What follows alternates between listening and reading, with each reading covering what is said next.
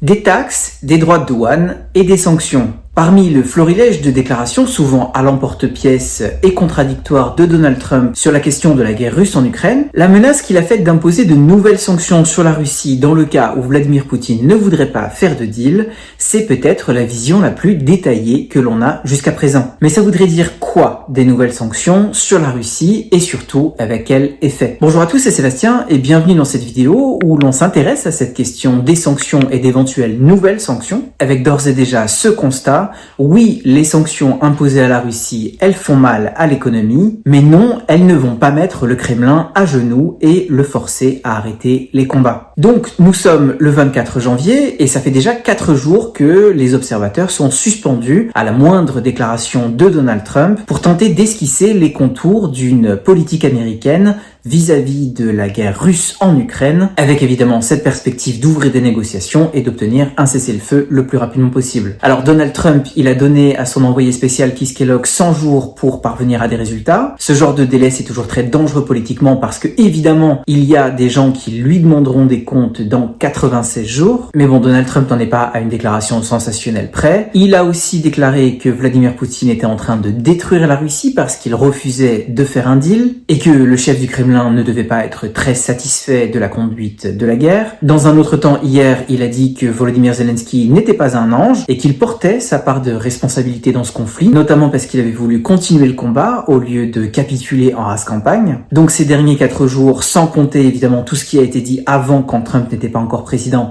eh bien c'est beaucoup de messages et de signaux contradictoires. En tous les cas, on le voit, la résolution de cette guerre russe en Ukraine, ce n'est pas une priorité pour les États-Unis, mais par contre c'est une priorité de la politique étrangère américaine. Et ça, c'est Marco Rubio, donc le nouveau secrétaire d'État, le ministre des Affaires étrangères, qui l'a dit et répété. Lui, il veut obtenir une paix durable qui ne recommence pas dans 2 ou 4 ans. Et ça, je m'arrête juste un instant là-dessus parce que c'est très révélateur. Il n'a pas dit qu'il ne voulait pas que cette guerre ne recommence jamais, mais il a dit dans 2 ou 4 ans. Et dans 2 ans, c'est quoi? C'est les élections de midterms. Et dans 4 ans, c'est la fin du mandat de Donald Trump quand on dressera son bilan et qu'on lui choisira un successeur. Et donc, évidemment, Donald Trump et son administration ne veulent pas que cette question vienne perturber le mandat et ne veulent pas que cette question vienne entacher la popularité de Donald Trump, qui se veut le président de la paix et qui vise le prix Nobel. Par contre, ce qui se passera entre l'Ukraine et la Russie dans 5 ans ou dans 6 ans, ça, Marco Rubio, eh bien, il semble beaucoup moins préoccupé. Et donc, il y a un peu un côté après moi le déluge dans ce genre de déclaration. Et la conclusion qu'on en tire, c'est que l'administration Trump peut être tentée par des solutions de court terme, voire par des mauvaises décisions pour obtenir un cessez-le-feu qui ne serait qu'une pause à partir du moment où elle dure suffisamment longtemps pour ne pas entacher l'aura de Donald Trump. Et donc, pour ce faire, pour obtenir un cessez-le-feu rapidement,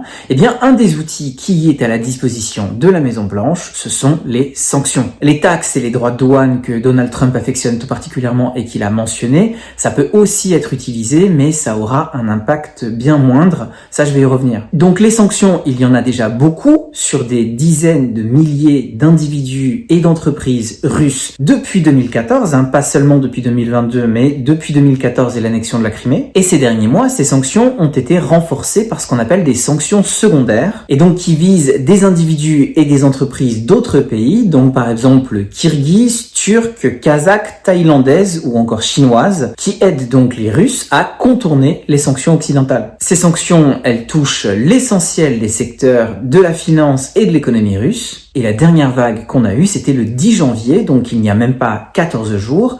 L'administration sortante Biden a imposé des sanctions sur ce qu'on appelle la flotte fantôme, donc une flotte qui a permis à la Russie d'exporter, donc une flotte anonyme ne battant pas le pavillon russe qui a permis à la Russie d'exporter son pétrole et son gaz malgré les sanctions. Ces sanctions contre la flotte fantôme, elles ont été adoptées par les États-Unis et par le Royaume-Uni. Elles visent une flotte de 183 vaisseaux tankers qui, depuis 2 semaines, eh bien, soit dérivent au large, soit immobilisés dans des ports puisqu'ils sont incapables de livrer leur cargaison. On estime que la Russie pourrait perdre 20% de ses exportations de pétrole à cause de ces récentes sanctions. La question étant pour combien de temps, puisque évidemment la Russie va trouver des voies alternatives. Ça fait partie du jeu des sanctions. Mais quoi qu'il en soit, comme ce secteur des hydrocarbures qui souffre beaucoup à la fois des sanctions mais aussi de la baisse de la demande européenne qui n'est pas pleinement compensée par les marchés asiatique, eh bien toute l'économie russe, elle souffre de graves problèmes. Elle s'en sort, j'ai pas du tout envie de dire que l'économie russe est à genoux, elle enregistre même des taux de croissance positifs depuis 2022, mais les principaux indicateurs macroéconomiques sont de plus en plus dans le rouge. Par exemple, les réserves de change, eh bien elles ont baissé de 57% depuis le début de l'invasion généralisée de l'Ukraine, ce qui fait que la Banque nationale a de moins en moins de possibilités de défendre la devise nationale, le rouble. Le rouble qui s'échangeait en 2013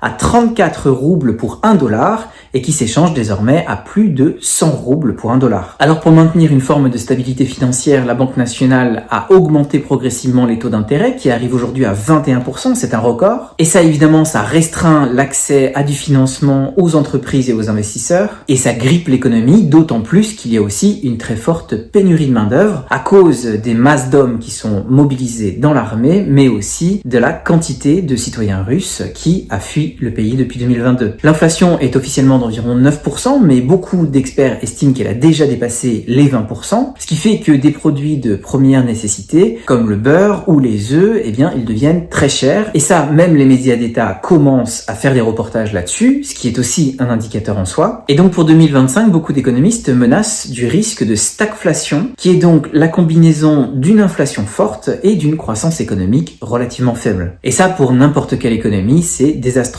La logique in fine des sanctions internationales, c'est de baisser les revenus que l'on obtient de ces exportations et d'augmenter le coût des importations. Et dans ce sens-là, les sanctions occidentales, elles marchent. Et elles créent de sérieux problèmes pour la Russie pour s'approvisionner à l'étranger, donc notamment sur des composants électroniques ou sur des produits à haute valeur technologique en règle générale. On sait que la Russie a établi des réseaux parmi des pays soit amis, soit neutres, pour contourner les sanctions. Donc j'ai mentionné le Kyrgyzstan, le Kazakhstan, la Thaïlande, la Turquie, la Chine, mais il y en a évidemment beaucoup d'autres qui sont ces derniers mois donc touchés par ces sanctions secondaires. Et on voit régulièrement dans les médias des annonces selon lesquelles une telle entreprise ou une telle banque a arrêté ses activités avec des clients russes à cause des sanctions occidentales. Mais tout ça c'est toujours très ciblé, c'est une entreprise turque qui arrête ses activités avec des clients russes, ce n'est pas la Turquie en soi qui arrête tout commerce et toute transaction avec la Russie. Et en plus de ça, ça ne dure jamais vraiment très longtemps, puisque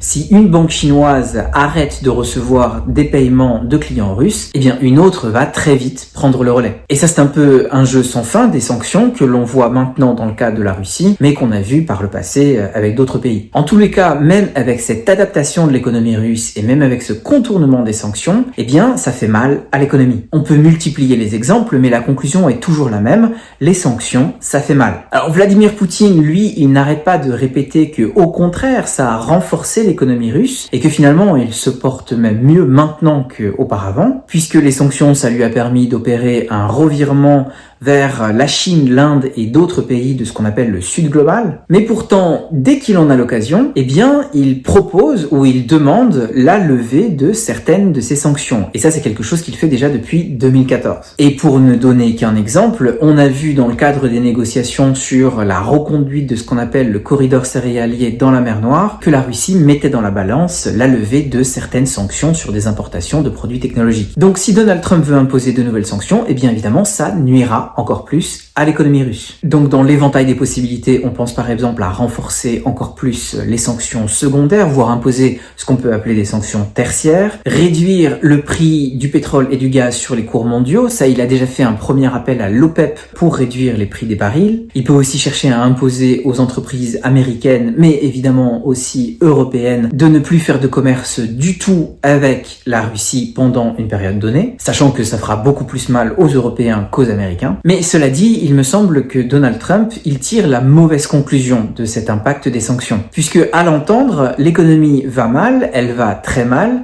et si elle allait encore plus mal, alors le Kremlin se retrouverait à genoux et il serait forcé d'arrêter les combats. Mais moi, je suis persuadé que ce n'est pas ça, ou ce n'est pas seulement ça, qui amènera le Kremlin à une table des négociations. Puisque quand Vladimir Poutine dit que les sanctions, eh bien, elles ont en fait renforcé l'économie l'économie de son pays, il pense aussi au renforcement de son pouvoir politique et à l'isolement de ses citoyens qui sont moins influencés par les Occidentaux. Dans la grande tradition impériale russe, la fin justifie toujours les moyens, et le Kremlin, et en l'occurrence ce Kremlin, eh bien il mettra toujours ses objectifs stratégiques et la grandeur de l'État avant le bien-être de ses concitoyens et du développement du pays en règle générale. Surtout que, on le voit en Russie depuis 2022, les acteurs économiques, qu'ils soient petits ou grands, eh bien soit ils se sont adaptés, soit ils n'ont pas vraiment voix au chapitre. Bon, il y a cette petite exception que je mentionne, c'est que fin décembre, la Banque nationale devait augmenter les taux d'intérêt de 21% à 23%, mais ça n'a pas été fait puisque visiblement Vladimir Poutine a enfin écouté quelques-uns des oligarques qui se sentent asphyxiés par ces taux d'intérêt. Mais ça, c'est intéressant à noter et évidemment ça a des répercussions macroéconomiques sur la Russie, mais ça ne dit absolument rien sur une potentielle évolution des équilibres du pouvoir en Russie et sur l'évolution du cours de la politique du Kremlin. Et donc si Donald Trump croit qu'il peut tout simplement utiliser l'arme des sanctions pour mettre le Kremlin à genoux,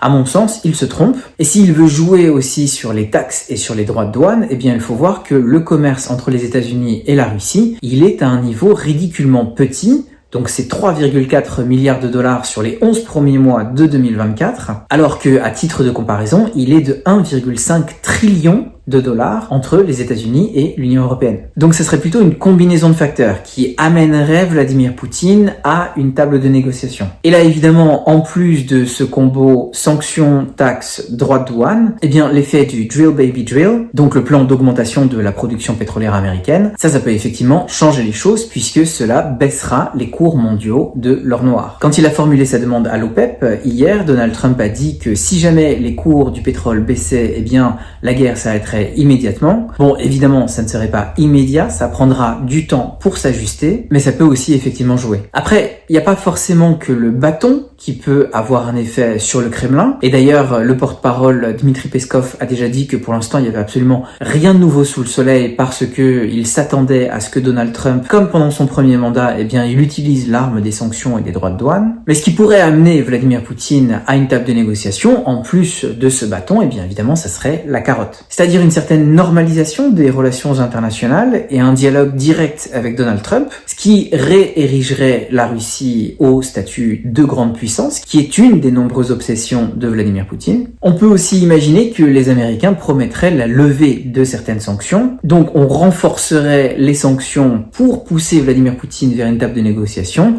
et ensuite on prévoirait la levée de ces mêmes sanctions. Mais aussi et surtout, quand on parle de carotte, eh bien ça serait d'obtenir une pause dans ce conflit afin que le Kremlin puisse reconstituer ses forces, tout en gardant la position avantageuse qu'il a aujourd'hui. Et donc ça veut dire notamment qu'il garde les territoires occupés et que des troupes européennes de l'OTAN ne soient pas déployées en Ukraine comme force de maintien de la paix. Et de cette manière, il pourrait reconstituer ses forces avant une prochaine attaque, mais qui donc n'interviendrait pas en vertu d'un accord avec Donald Trump dans les 2 ou 4 ans. Bon, en tous les cas, ce genre de question, il ne pourra être tranché que lors de négociations, pas vraiment avant, et donc on peut s'attendre effectivement à ce que Donald Trump agite la menace de nouvelles sanctions et peut-être en impose des nouvelles à la Russie si jamais elle ne coopère pas suffisamment vite ou suffisamment bien, et que donc des négociations s'ouvrent à un moment donné en 2025. Combien de temps elles dureront et avec quels résultats, ça, il est pour l'instant impossible de le prédire. Mais en tout cas, pendant le temps des négociations, eh bien la guerre continuera, ce qui fait que les combats ne sont pas prêts de s'arrêter. Merci d'avoir regardé cette vidéo jusqu'au bout, je file et je vous retrouve très vite.